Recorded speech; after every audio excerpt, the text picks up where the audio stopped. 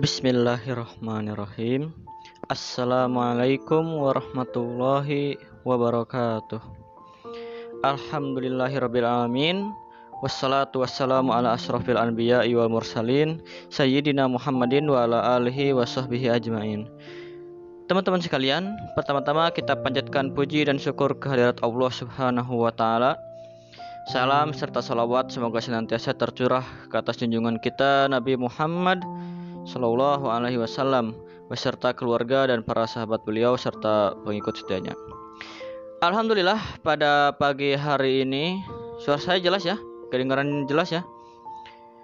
Pada pagi hari ini kita membahas satu tema yang menarik, sangat menarik terutama buat saya karena saya suka pada bidang sejarah. Jadi buat saya sendiri ini satu tema yang besar gitu kan dan penting untuk dikaji. Yang saya perlu saya akui juga bahwa sebetulnya saya sendiri pun belum bisa dikatakan selesai membahas mengkaji tentang pemikiran Ibnu Khaldun ya. Tapi ya mudah-mudahan dan apa yang dikaji hari ini memberikan banyak informasi kepada kita semua. Amin ya rabbal alamin. Insyaallah pada kesempatan hari ini saya akan bahas tentang konsep teori Al-Umron Ibnu Khaldun. Kita tahu bahwa Ibnu Khaldun merupakan seorang awalnya sebetulnya berkarir sebagai politisi ya, sebagai amir, pejabat. Tetapi boleh dikatakan beliau tidak terlalu berhasil dalam karirnya sebagai politisi itu. Bukan semata-mata bukan karena faktor pribadi, tetapi mungkin juga lebih karena situasi politik yang ada ketika itu, yang memang tidak kondusif ya. Tetapi mungkin itu jadi hal yang baik juga kan. Ya karena ketidakberhasilan karena kalau beliau berhasil gitu kan, dia itu akan sibuk dengan posisinya sebagai pejabat, habis waktunya sampai akhir hayatnya mungkin ya. Kita nggak tahu apakah beliau akan sempat menulis karya seperti yang kita tahu sekarang ini ya. Jadi semua tentu ada orang-orang bilang semua ada hikmahnya, tapi ini betul-betul memang hikmah yang sebenarnya saya kira. Karena karya-karya beliau ini merupakan sesuatu yang unik yang memang kita nggak jumpai ya pada era itu di kalangan itu ya. Ya kita nggak tahu apakah mungkin ada penulis lainnya menulis tapi nggak sampai ke kita ya, wallahu alam. Tapi sejauh yang kita ketahui ya, kita belum pernah menemukan ada karya seperti Muqaddimah ini yang ditulis oleh para penulis lain pada era itu ya, dan tenggelam setelah itu tidak populer dan baru muncul lagi pada masa-masa yang belakang. Oke. Nah, saya ingin memulai dari biografi dulu ya. Sekilas saja, paling tidak kita tahu tentang siapa sih Ibnu Khaldun itu ya. Mudah-mudahan gak ada yang salah ketik ya. Nama beliau Abdurrahman ya. Nama beliau sebetulnya Abdurrahman bin Muhammad bin Muhammad bin Muhammad dan seterusnya ya. Ibnu Khaldun di atasnya. Ada kakeknya namanya Khaldun. Karena nama seperti Abdurrahman ya, Abdullah kan umum ya. Jadi akhirnya beliau dikenal sebagai diambil kakeknya, namanya unik kelihatannya begitu ya. Akhirnya dinamailah Ibnu Khaldun.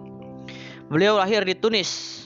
Lahir di Tunis pada tahun 1332 Hijriahnya tahun 732 ya, abad ke-8 Hijriah. Artinya beliau termasuk great Muslim scholars, termasuk ilmuwan muslim besar ya. Ini termasuk giant kalau kita mau sebut ya. Tapi pada era yang belakangan dari kejayaan peradaban Islam tentu saja setelah itu masih Turki Utsmani ya. Tetapi Turki Utsmani itu tidak menonjol dari segi dari sains dan lain, tidak menonjol ketika era sebelumnya. Beliau lahir di Tunis ya, berkarirnya di kawasan Tunis, Maghrib, Maroko, Andalusia, yang mana Andalusia ketika itu kita tahu memasuki fase terakhir dari kemundurannya ya. Dan orang tuanya, keluarganya sebelumnya berasal dari Andalusia, setahu saya begitu ya. Tapi mereka termasuk yang harus berhijrah ke Afrika Utara karena kemerosotan peradaban kaum muslim di Andalusia, dan terjadi reconquista saat itu ya, penaklukan oleh orang-orang Kristen dari utara. Menurut Ibnu Khaldun, nenek moyangnya berasal dari Hadramaut ya, dari Yaman. Jauh ya pada masa-masa yang sebelumnya. Nah, pendidikan beliau dari keluarga yang status sosialnya tinggi. Kakek-kakek beliau ke atas banyak terlibat di dalam keemiran ya, menjabat posisi-posisi tertentu di negara. Walaupun ayahnya kelihatannya tidak melibatkan diri dalam politik, tapi merupakan seorang scholars ya, seorang sarjana. Dan karena latar belakang hal seperti ini, beliau kelihatannya juga punya kesempatan lebih Walaupun itu setiap muslim pada masa itu mereka punya akses kepada pendidikan yang baik ya. Tapi sebagian yang memang punya berkedudukan yang baik, mereka tentu punya nilai tambah juga kalau mereka mau menggunakan itu tentu saja ya. Ya tapi nggak semuanya begitu juga kan. Ada yang punya kesempatan itu tapi mereka larinya ke tempat lain, tidak ke dunia ilmu. Nah, lanjut ke pendidikan. Beliau menjalani sejak masa mudanya, masa belianya dari pendidikan tradisional ya. Beliau zaman dulu fikih itu standar gitu kan. Beliau kita kenal karirnya banyak di politik dan beliau terutama dikenal sebagai sejarawan dan pakar peradaban. Tapi waktu itu beliau di akhir masanya hijrah ke Mesir ya. Beliau ditunjuk sebagai kodi mazhab Maliki ya. Kenapa? Karena memang basic trainingnya tidak keluar dari situ. Beliau punya penguasaan ilmu dalam banyak hal termasuk fikih. Mazhab Maliki yang memungkinkan dia untuk menjabat posisi sebagai kodi ini hakim ya. Beliau awalnya dididik oleh ayahnya yang merupakan seorang terpelajar. Beliau menghafal Al-Quran, bahasa Arab, fikih dan seterusnya ya, dan memiliki kemahiran serta ijazah untuk bidang-bidang tersebut. Makanya kita tidak heran di buku beliau di Muqaddimah misalnya kita jumpai di berbagai bagian kadang-kadang beliau menyisipkan ayat Al-Quran ya. Oke, kita masuk ke karir. Kemudian setelah selesai masa belajarnya, beliau berkarir di pemerintahan saat usia 19 tahun ya. Jadi usia muda dulu ya. Dulunya masih 9 tahun, sama kayak umur saya ya. Dulu 19 tahun. Sudah mulai dewasa ya. Kalau sekarang gitu 19 tahun baru mikir, baru awal-awal kuliah ya. Pikirannya masih menerawang. Ini sudah mulai berkarir ya. Dia pindah dari satu tempat ke tempat yang lain di sepanjang karirnya. Ke Tunis, kemudian ke Fez, mengikuti peluang yang beliau dapatkan ya dalam karir politik dan kenegarannya. Pernah pindah ke Fez, Andalusia terakhir ke Mesir gitu kan. Tapi ke Mesir seingat saya sudah tidak ke politik ya. Itu lebih ke akademik. Ia sempat menjadi hajib. Hajib ini Chamberlain ini posisi yang staf kepresidenan lah kalau kita sekarang ini. Sekretaris negara mungkin ya. Kalau sekarang ini. Ini pengurus istana di antara Magnus Chamberlain gitu. Dia sempat menjadi hajib bagi Emirat Fez itu kan ketika beliau berusia 32 tahun. Ini salah satu puncak karir politik beliau ya. Tapi tidak lama setelah itu terjadi pergantian kekuasaan karena memang politiknya pada abad ke-14 ini boleh dikatakan tidak stabil ya, hampir di seluruh dunia Islam ya. Hampir di seluruh dunia Islam ketika itu pada abad 14 Abbasiyah. Pada abad 14 Abbasiyah sudah abad sebelumnya ya porak-poranda oleh Mongol ya. Di Mesir dipegang oleh Mamluk gitu. Mamluk tapi bukan di era awal, ini sudah era belakangan. Kemudian Andalusia sudah merosot ya waktu itu. Pada masa itu kalau nggak salah tinggal Granada saja ya yang masih bertahan. Nah jadi gak lama setelah beliau memegang posisi sebagai hajib, terjadi pergantian kekuasaan dan penguasa berikutnya tidak ya begitu. Biasanya ikut ya, emir-emir ikut berganti ya. Ketika penguasanya berganti, ketika itu beliau pindah ke kota lain. Nah, masuk ke karya. Nah, beliau pertama kali menulis Muqaddimah di dalam beberapa episode dari karir beliau ketika terjadi pergantian kekuasaan, ketika hubungannya kurang baik dengan emir yang ada ya.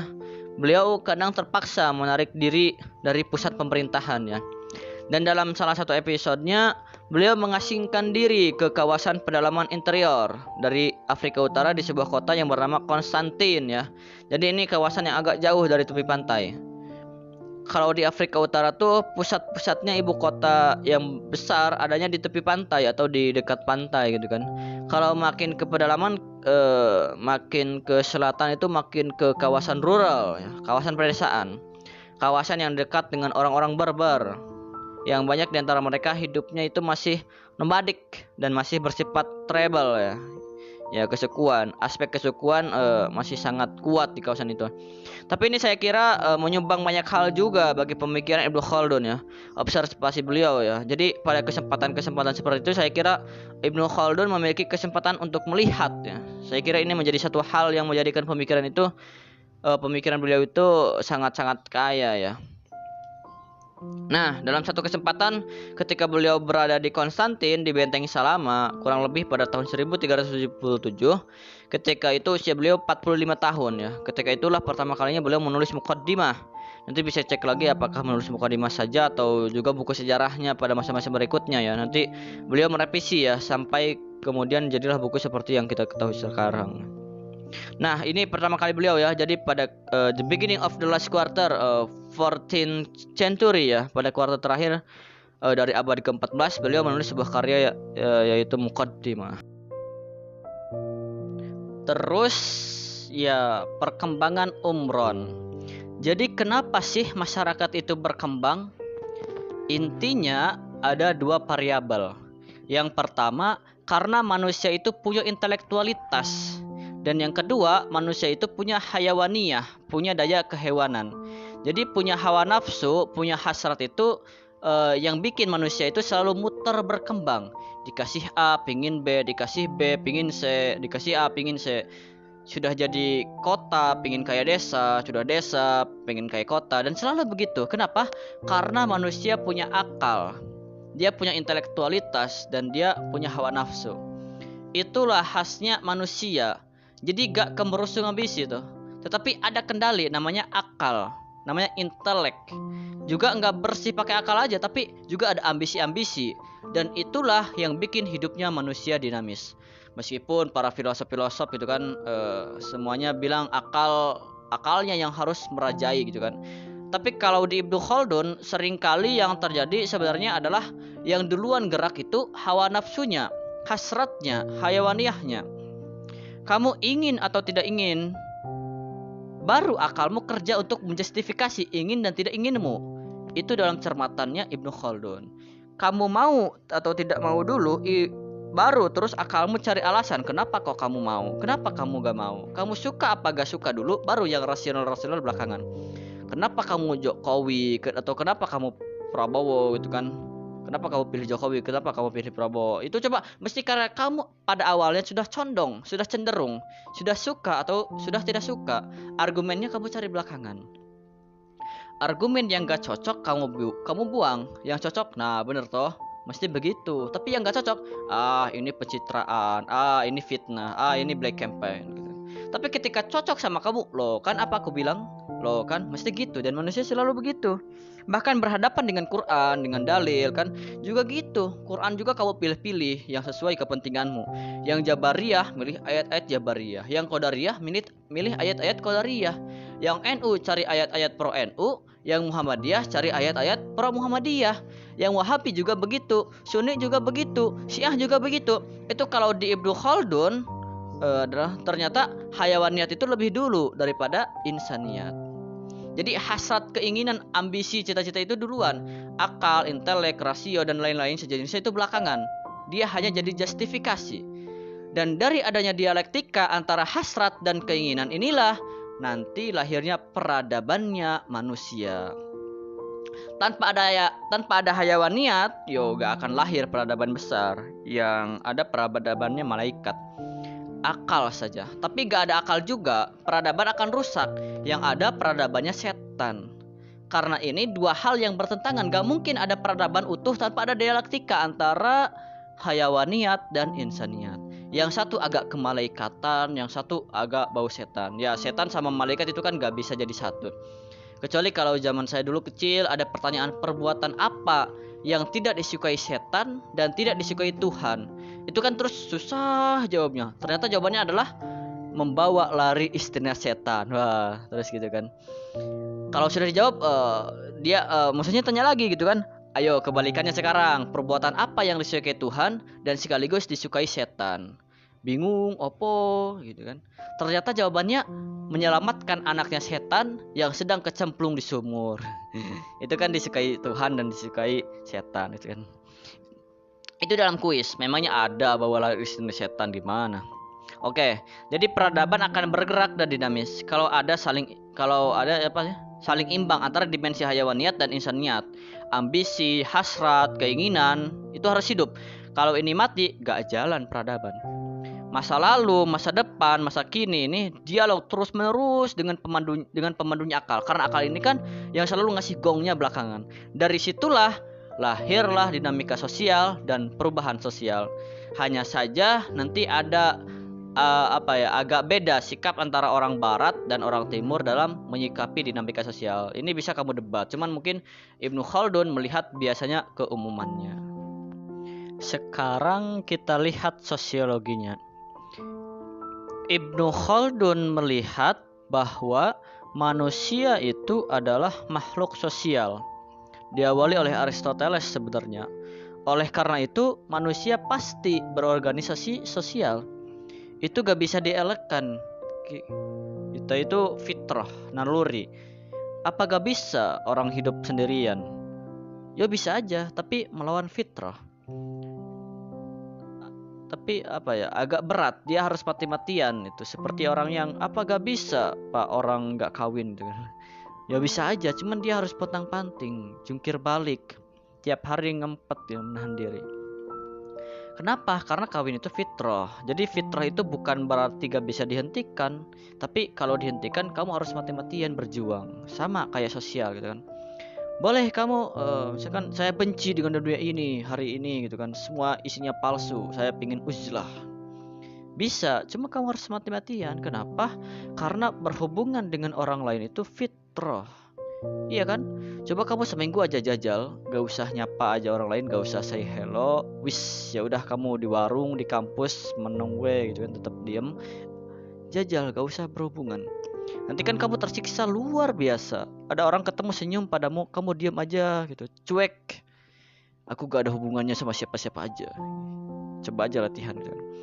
Untuk membuktikan apa benar makhluk sosial manusia itu, kamu akan ketemu bahwa ya memang fitrah. Ternyata buktinya kamu tersiksa. Gak usah lama-lama, wis 3 hari aja kayak gitu, gak akan bisa.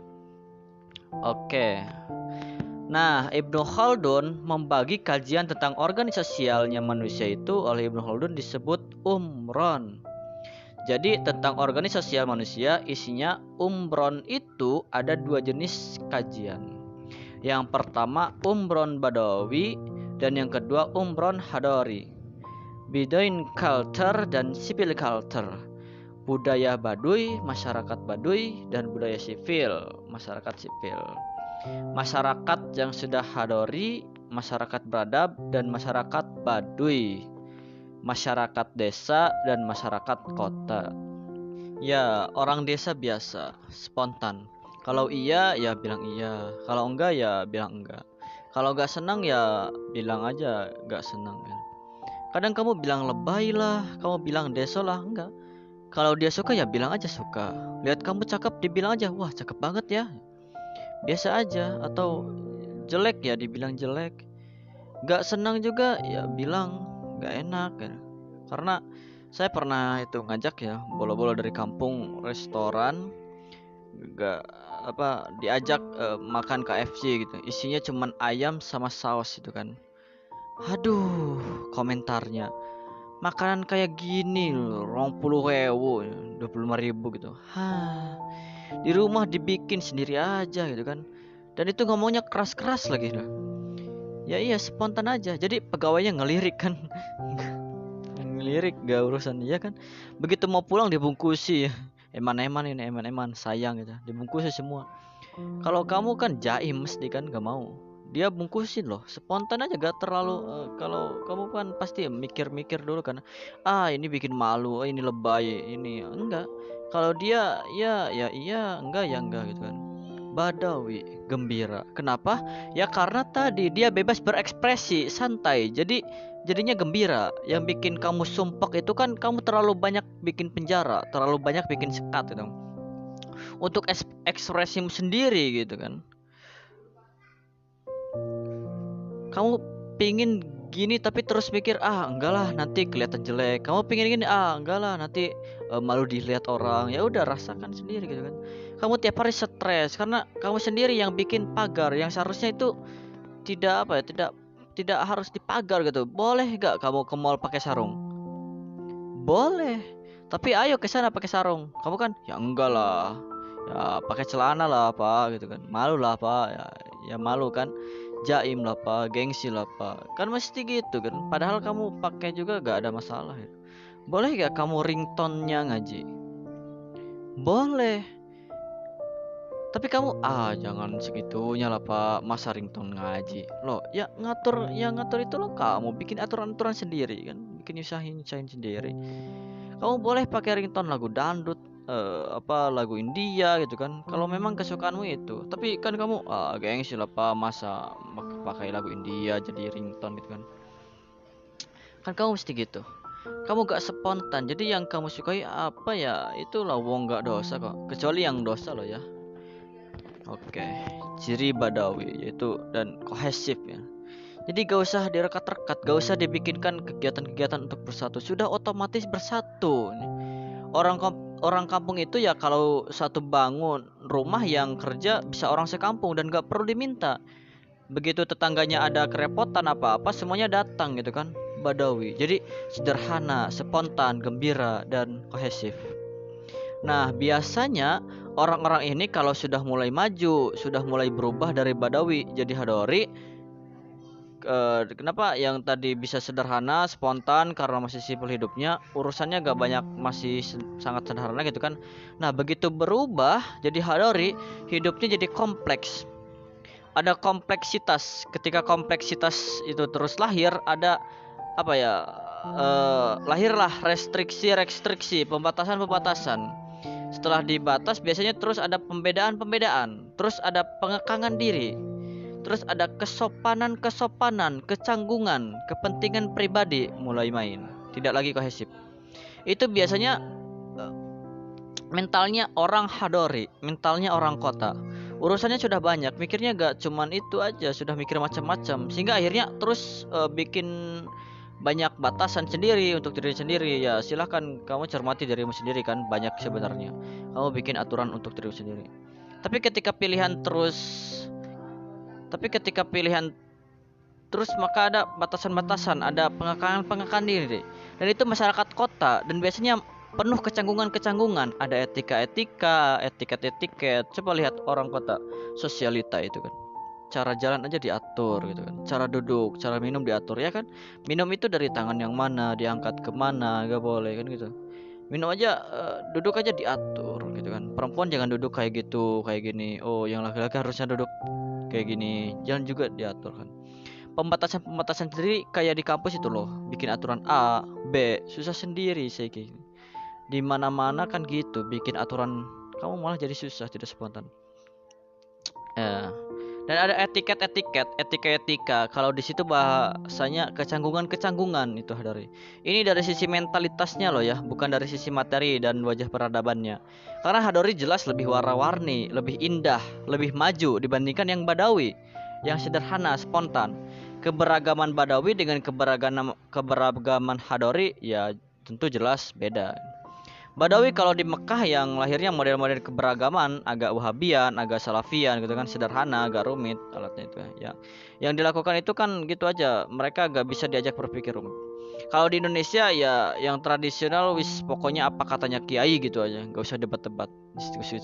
Capek wis pokoknya agama itu ya apa katanya kiai gitu kan, simple gak rumit. Kamu yang kuliah kan yang rumit, susah karepnya dewek gitu. Akhirnya malah gak sholat, gak puasa, gak jelas gitu kan. Padahal ada yang lebih simple. Cuman karena kita sudah orang kota, terus jadi barang gampang gitu kan, jadi rumit.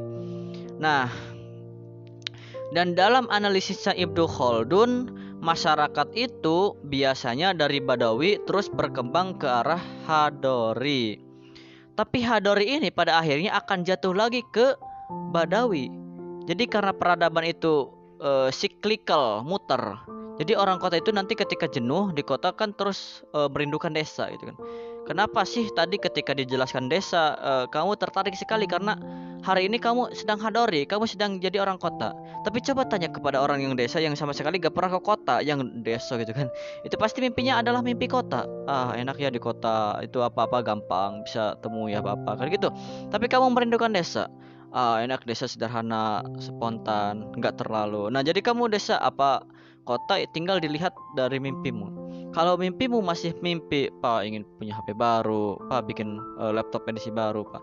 Kamu berarti masih desa. Mimpimu mimpi kota, pingin punya uang banyak, Kak. Pingin itu kan. Nah, kalau itu mimpi-mimpi saya pesan di kota, saya pengen ke desa gitu kan. Saya pengen nandur aja ke sawah, pengen anu. Berarti kamu orang kota. Mimpimu mimpi desa. Ya kan? Kalau kamu, Pak, saya pengen jadi pegawai negeri, saya pengen jadi pejabat, Pak, pengen jadi DPR, berarti kamu masih desa. Mimpimu mimpi kota. Tapi kalau kamu pengen back to base, kembali ke yang natural-natural gitu kan, berarti kamu sudah kota. Kan sekarang gitu kan, lokalisasi, globalisasi yang sedang global kan pengen lokal lagi. Sementara yang lokal memimpikan yang global. Nah, itu Hadori sama Badawi. Teori lagi runtuhnya Hadoroh. Kalau menurut Ibnu Khaldun, peradaban itu akan runtuh oleh 5 hal. Yang pertama, ketidakadilan yang menyebabkan jarak antara orang kaya dan orang miskin sangat lebar. Nah, itu tanda-tanda sebentar lagi pasti akan runtuh. Kenapa? Bentar lagi pasti akan ada kerusuhan, pasti itu. Hal kecil pun bisa tumbuh jadi kerusuhan. Kenapa? Karena timpang. Yang sini bisa makan aja syukur, yang sana wah uang sekian puluh juta untuk sekali makan. Itu kan timpang sekali, jauh.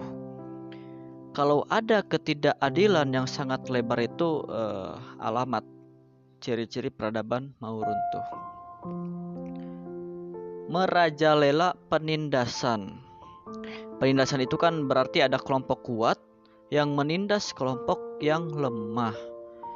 Kalau ada fakta semacam itu, ini alamat sebentar lagi akan runtuh. Kalau kelompok yang kuat sewenang-wenang pada kelompok yang lemah, itu alamat sudah. Kemudian yang ketiga, moralitas runtuh, terutama di kalangan pimpinan. Menteri paling penting urusan moralitas, menteri agamanya kena korupsi, wis abot itu sudah.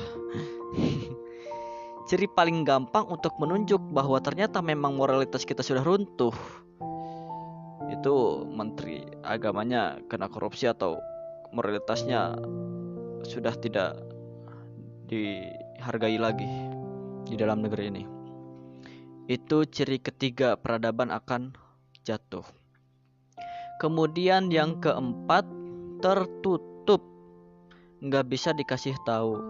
Sudah jelek, merasa dirinya paling cakep. Jadi kalau ada peradaban yang nggak bisa dikasih tahu, nggak bisa dinasihati, malah orang-orang yang ngasih nasihat, ngasih tahu disingkirkan, itu alamat sudah. Peradaban itu akan runtuh, tidak bisa menerima perubahan lagi. Dan yang terakhir, ya seandainya nggak ada yang 4 itu, ya kalau ada bencana alam besar-besaran, ya pasti runtuh dia. Kok yang dilalah menurut saya 5-5-nya di Indonesia ini ada gitu. Bencana alamnya ada, moralitas runtuhnya ada, kezaliman ada, ketidakadilan banyak. Wah, itu berarti satu-satunya jalan bagi kita adalah ya mengalami totalitas itu. Tadi sekalian plus mati terus ganti, atau kita ganti aja namanya Indonesia, kita bubarkan Indonesia, ganti nama. Nah, itu kan enak. Solusi paling gampang biar kita nggak bayar hutang gitu kan. Lo iya, ganti nama gitu kan. Nanti kalau luar negeri nagih, ayo bayar hutang gitu kan. Kita jawab, loh dulu kan yang ngutang Indonesia, sekarang Indonesia gak ada gitu kan. Jadi tidak bisa dituntut untuk bayar hutang. Jadi kita bubarkan aja Indonesia, kita bikin yang baru, entah namanya apa lah gitu kan. Tapi yang jelas ada ciri-ciri keruntuhan Hadoroh, keruntuhan kota. Ya nanti setelah runtuh akan mulai dari paling awal lagi gitu kan. Mulai dari Badawi lagi, mulai dari desa, gayaan desa lagi. Kenapa? Karena memang peradaban itu sifatnya siklus.